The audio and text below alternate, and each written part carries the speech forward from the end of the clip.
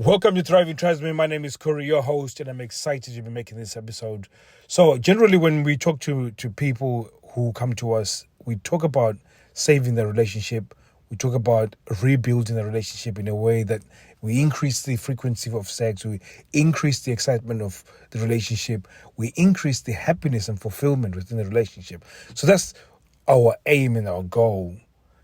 But there are unique times, or at least a few times, when we say you need to break up from this person and you need some space from this person. And I've been seeing this more and more often, where there's couples that are meant to be apart, and sometimes maybe it's a temporary solution in order to get long-term gain in terms of just separating. Where there's betrayal, where there's been some infidelity, generally it's always best to leave and be apart.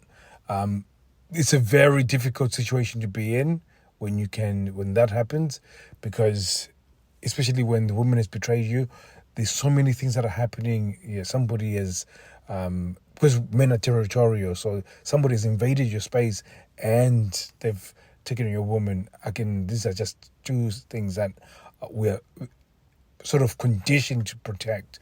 And when there's failure to protect, then you're questioning your manhood, you're questioning whether you are attractive. So there's so many stuff that you're doing, and it affects the way you relate within the relationship. So even that, when you forgive that person and say, I want to stay with you, I want to be with you, it alters the way you behave around them, which then forces you to continue this sexless within the relationship.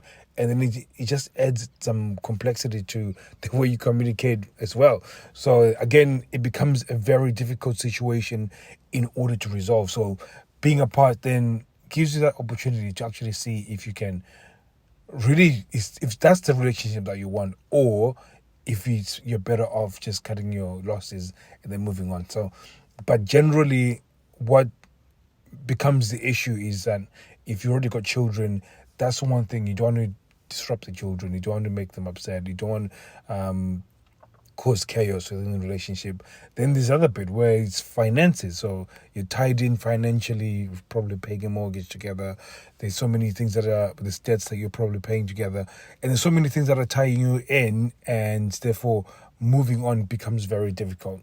Now, this episode has been inspired by a post that I made.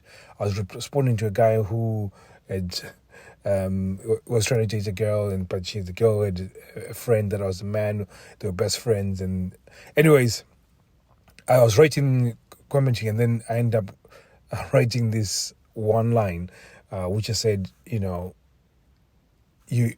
don't let the fear of being alone keep you in a place of misery for the lifetime. Because I think this is a true statement for many people within a sexless relationship, where the partner is cheated, but then they stay within this relationship because, one, they don't want to be alone, but two, that they're tied in because of financials or children, or fear of divorce. And so there's so many things that keeps that person in. But for the long term, it means that you're now choosing misery, and it's a very bad place.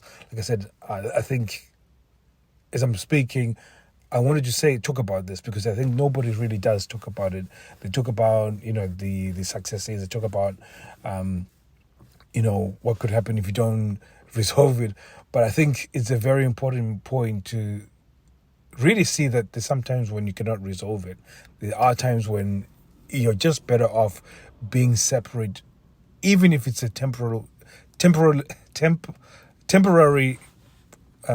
solution for long-term gain. And I think it's an important thing to consider within a relationship. Now, there's somebody who teaches about using leaving as a leverage to try and tie in the person. Now, I'm not saying you leave so that you can make a bag you to come back, because again it creates some complexity within the relationship. So if that person hasn't cheated and they're just not having sex with you, I would explore options of really just learning seduction, getting better at seducing her, and really, it's as simple as really not chasing after sex.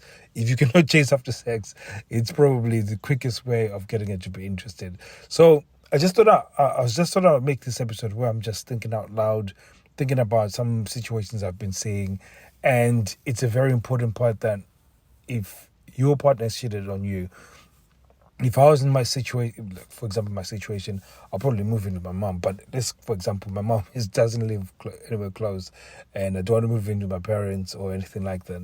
If I find myself in a place where I need to move out in order to figure out where we're going in our relationship, I would not have any problems living out of my car. I'd put all my clothes in my car, wash my clothes at the laundrette, shower at the gym, and I'll probably live like that for some time.